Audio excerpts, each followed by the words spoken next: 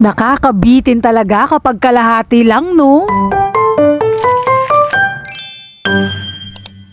Nagpa-order nga ng grapes at lansones ang pinsan ko. Tagkalahating kilo nga lang ang in-order ko. Hinugasan ko na nga muna siya gamit itong paborito kong drain basketball. Kasi bukod nga sa napaka-aesthetic nito ay napakamura lang nito. Ilalagay ko ang link dyan sa my comment section kung saan ko siya nabili. At sa sobrang excited ko nga dito sa lansones ay hindi ko na hinugasan. Habang binabalatan ko nga ito ay nangangasim ako mga dyan.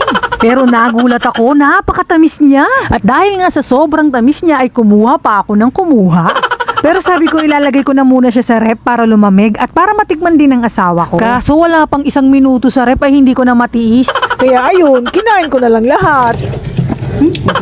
Nagulat nga ako, mauubos ko na pala yung kalahating kilo. Nagtira naman ako ng para sa asawa ko. Tinirahan ko siya ng 3 piraso para I love you. I love you kasi siya ang nagbayad nitong order ko.